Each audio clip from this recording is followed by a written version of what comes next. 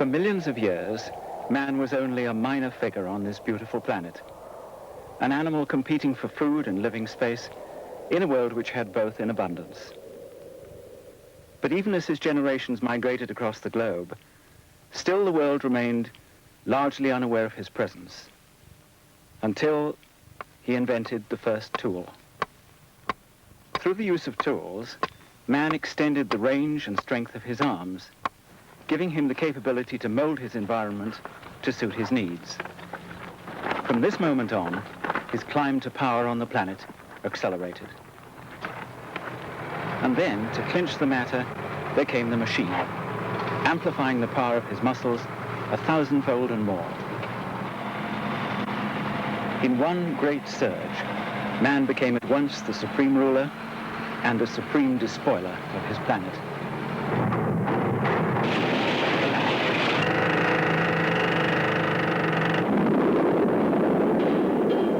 The Industrial Revolution changed the face of the world at a breathtaking pace. Hills and valleys which had remained unchanged since the beginning of time were torn apart in the quest for mineral wealth. It's easy to forget the scope of this change, mainly because we're not really a part of it anymore. But to get an idea of its scale, it's only necessary to look at countries that were directly affected by it. Britain, Germany, the USA, which enjoy amazingly high standards of living. And compare this with the countries of Central Africa and Southeast Asia, which were never touched by it.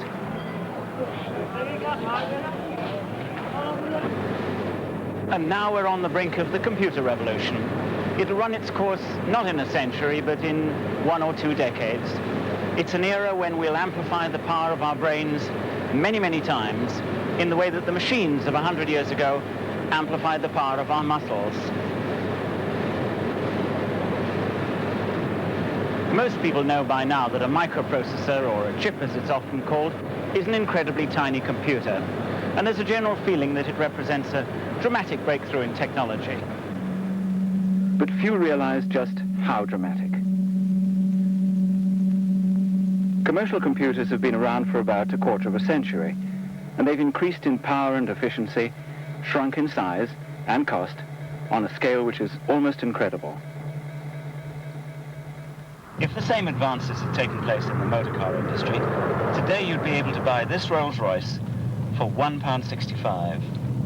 How many miles do you think it would do to the gallon? About 3 million. And if you were interested in miniaturization, which you wouldn't be, you could get 3 of them on a pin's head. Most people's reactions to this is fantastic, but so what?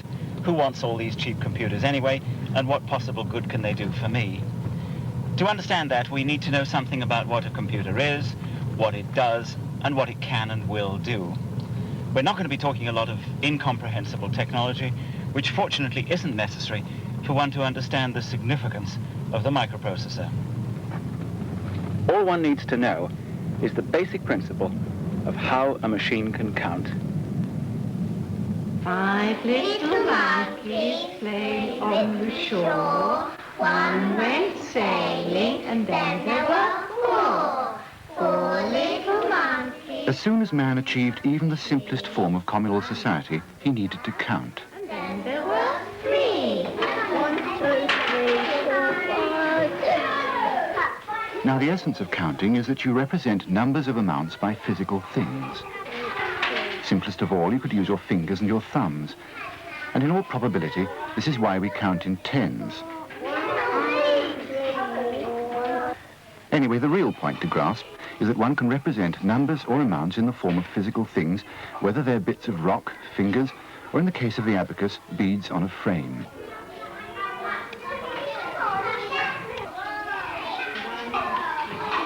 When one writes down a number, one's doing much the same thing, and using particular rules, one can even calculate.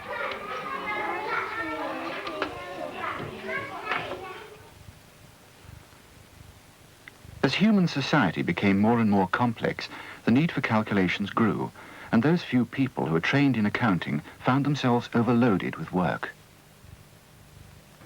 The first person to actually try to do something about this was the French philosopher Blaise Pascal, who as a young man had watched his father, who was an income tax collector, toiling through the night on endless calculations.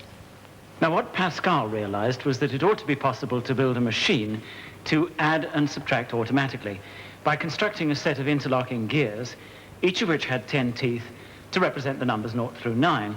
And this is actually a copy of Pascal's device. It's really enormously clever. You dial in the numbers that you want to add, subtract, and so on, and lo and behold, the answer comes up in these windows. The principle is rather similar to the way a car's mileometer works. One wheel revolves slowly, completing a circuit each 1/10 of a mile. As it does so, a lever comes out and hits an adjoining wheel, advancing it 1/10 of a revolution. The first wheel goes round again, advances the second a further 1/10, and so on. The total number of revolutions, or the distance traveled by the car, is recorded in a window at the front. So that's the principle of the Pascaline. It really should have worked, but actually it didn't catch on. Now, there are a number of reasons for this. One is that it was rather an expensive device to build. Secondly, it was mechanically unreliable. It's also been said that the accountants and clerks at the time objected to it because it was going to put them out of work.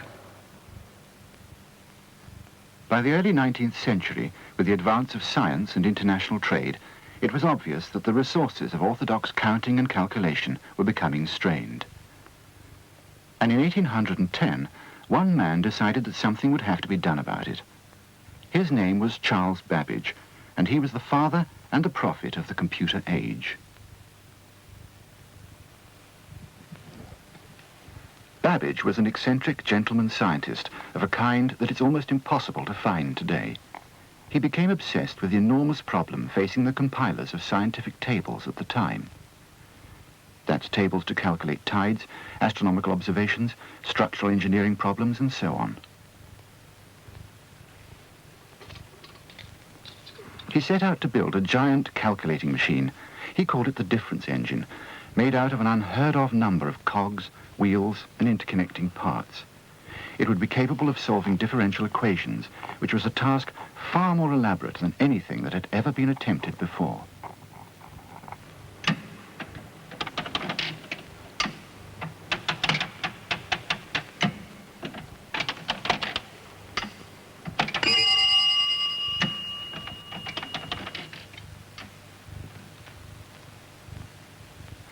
What Babbage realized was that once a machine was capable of performing one complex type of calculation, there was no reason in principle why he couldn't design a machine to solve any kind of calculation.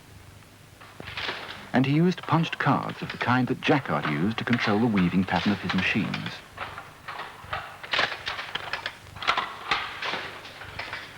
These machines, incidentally, also provoked industrial action on the part of the weavers of the time, the Luddites, who feared that they would be flung out of work as a result of his invention. No doubt there would have been an enormous fuss if Babbage's analytical engine, as he called his universal computer, had actually been put to work. Well, a team of expert mechanics did set out to build part of it, and a careful study of Babbage's intricate designs suggests that in principle it would have worked. But despite the injection of his own considerable fortune and the help of numerous friends, including the beautiful and talented mathematician Ada, Countess of Lovelace, the device was never completed. So what went wrong? Well, Babbage himself ultimately lost heart in the scheme because he'd realized that the workmanship of the time just wasn't up to the task required of it. And even if the whole system had been put together, there would always have been some part which was simply out of adjustment.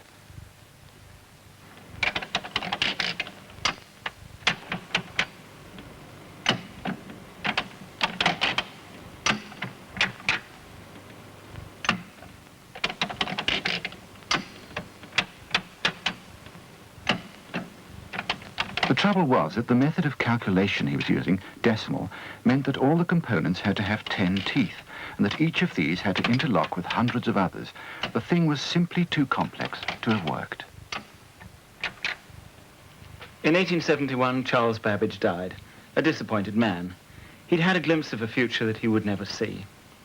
He'd been considered to be so remarkable that when he did die, a leading surgeon was commissioned to examine his brain to see if it differed in any way from that of other men. Well, he couldn't find any differences, but they preserved his brain for posterity. And here it is. And here, sitting on top of it, is a glimpse of the stunning future which he missed. A tiny computer, no bigger than a fingernail.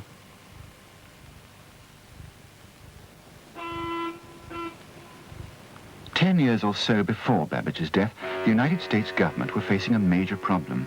At that time, they decided that a census should be taken every 10 years to keep track of the nation's expanding population. But so many immigrants were arriving in America that the authorities were still dealing with statistics 7 years old. Obviously, a new counting method would have to be found, and at last someone came up with a brilliant idea. Herman Hollerith dramatically proposed the data should be counted by machine. The Hollerith system used the same kind of card method that was actually used to control the Jacquard loom.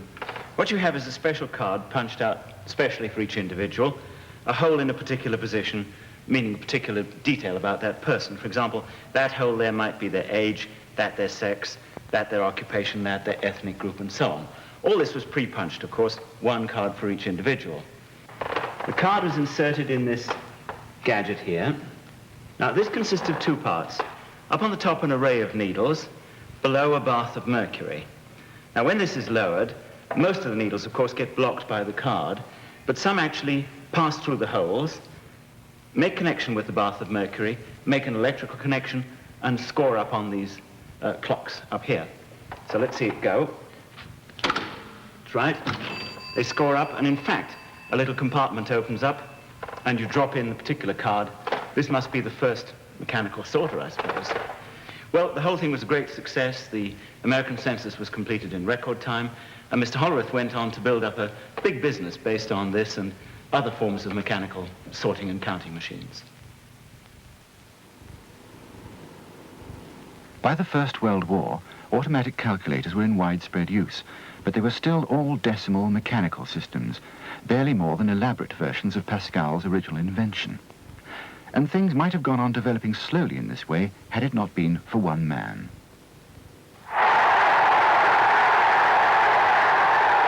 When Hitler plunged the world into a second major war, he unwittingly set in motion the computer age. For their military communications, the Germans had invented a machine called the Enigma, with a virtually uncrackable code system. So, at a Buckinghamshire country house, a top-secret team of British scientists and mathematicians were given the order to beat Enigma. The first mechanical computers they used were far too slow, until someone had the idea of using electronics, and it was this that was to prove the turning point for the computer revolution. The basic unit was the valve, or an electronic switch, a device which even then could switch on and off thousands of times a second. And with this came a new counting system, binary. These are the kinds of numbers we're all familiar with, but they're difficult and time-consuming for a computer to handle. Instead, it uses only two numbers, 0 and 1. Because a computer is simply a vast collection of electronic switches, all it needs to know is when a current is off or on. 0 equals off, and 1 equals on. It may seem a long-winded way of going about things, but don't forget that these switches are operating or counting at tremendous speeds. The computer equivalent of our everyday numbers may look rather odd, but it was the use of this binary or two-digit system that really launched computers as we now know them. The British Colossus computer was the first and the most successful. It cracked the Enigma code without the Germans knowing it, and some people believe helped to win the war. The British, in fact, developed some very successful computers. But soon the Americans, with their huge defense budgets coupled with their mighty industrial muscle, began to move inexorably into the lead. Progress was slow, and computers were still cumbersome, unreliable, expensive, and dependent upon the temperamental and power-hungry valve as their basic unit of operation. And then, in 1948, scientists at Bell Laboratories invented the transistor. For most people, a transistor is a little radio set, but that's a misuse of the word. A transistor is actually a tiny switching circuit which can be used as the basic calculating unit of a computer. And it's very much smaller and more reliable than a valve. Here's a valve, and this is a transistor. In fact, this is rather a larger transistor, and it's a characteristic of them that you can make them extremely small, so small that you need a microscope to see them. In fact, on this chip, there are 10,000 transistors. Transistorized computer power allowed people to use them for all sorts of applications, and among the first were bank accounts. Then followed wages slips and stock control. In fact, any number of complex or routine calculations became possible. But despite all these advances, they were still essentially big, expensive and rare beasts, unlikely to have any impact on the world at large. And then, in October 1957, came the launching of the first Russian satellite, Sputnik 1. It astonished the world, and they followed it almost immediately by the launching of a dog, Laika. This was all possible because they'd developed huge booster rockets, far more powerful than anything the Americans had or would have for at least a decade. And for a while, it looked as if Soviet science had triumphed. The Americans, on the other hand, who'd been overconfident of their technological superiority, had a succession of humiliating failures.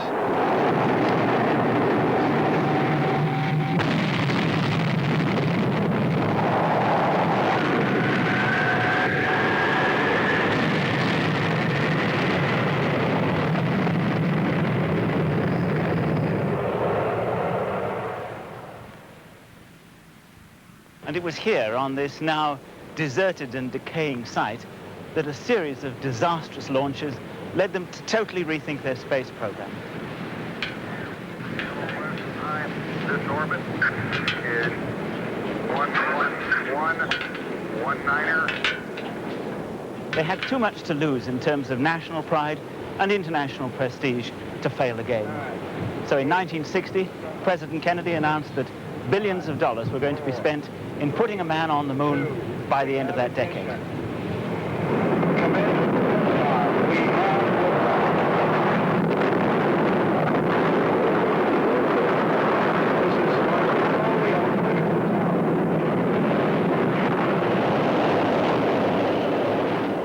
Well, we all know the outcome of that and how sensationally and convincingly the Americans won the space race. But what's less well understood is that the triumph of beating the Russians to the moon was by no means the most important spin-off. In the early days, when their rockets were relatively puny, the Americans had to think small, miniaturizing their electronics in the most inventive and radical way. The Russians could have put the kitchen sink into orbit, and judging by the design of their spaceships, they did so. The Americans didn't have the boosting power, but they ended up with the microprocessor. Once again, the huge American industrial potential showed its muscles, bringing mass production methods to the new generation of miniaturized computers.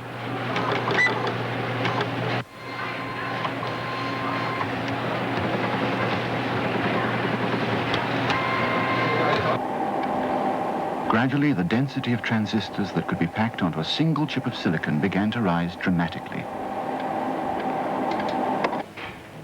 First, just 10, then 50, then hundreds, then thousands, then tens of thousands. Today, we're talking about the equivalent of hundreds of thousands of transistors, and on the drawing boards are plans for chips with 1 million switching components.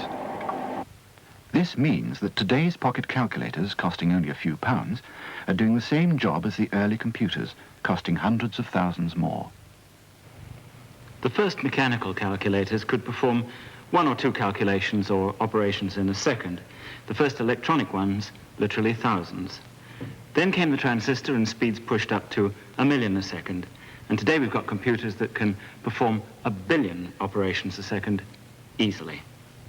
Do you know what 1 billion is?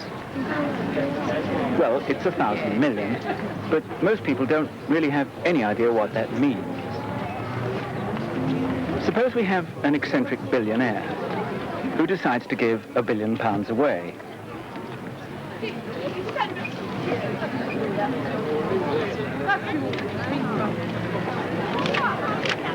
He hands over £1 to each person, working at a rate of 1 every 10 seconds, and for an 8-hour day, 5 days a week. Thank you. Thank you. Thank you very much.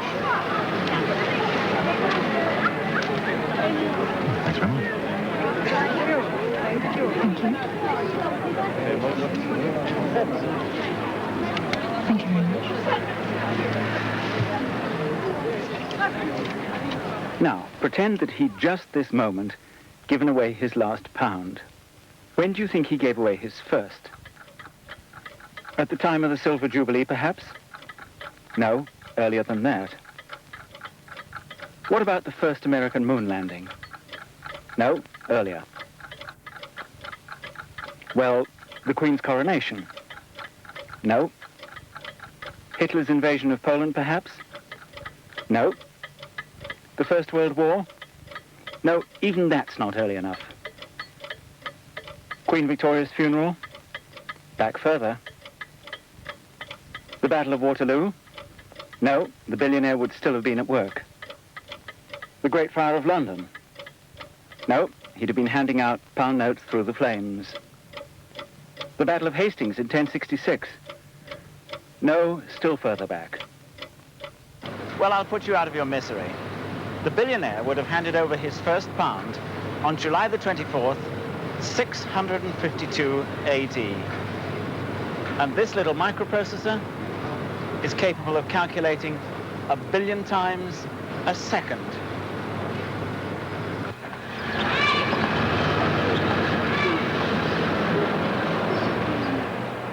Now, what this amounts to is that we're already making computers which will operate millions of times faster than the brain, that will store masses of information in an area hardly larger than a pin's head, performing many of the tasks that the brain can perform, but which can be rushed off the mass production line at a cost of a few pennies each. Now, no one should doubt that this will give us the capacity to change our world. In the next 5 programs, we're going to be looking at some of these changes, at the effects on employment, on leisure, on education, on politics, even on the future of our society. Join us to find out what these changes will be and whether they'll be for the better or for the worse. I'm Lawrence Moore, the producer of The Mighty Micro. Sadly, just as we were completing these films, our writer and presenter, Dr. Christopher Evans, died. A scientist in his own right, he had the knack of being able to convey often complicated scientific ideas simply and directly, as is shown in his book, The Mighty Micro, on which these films are based. All of us associated with these programs would like to dedicate the series to him.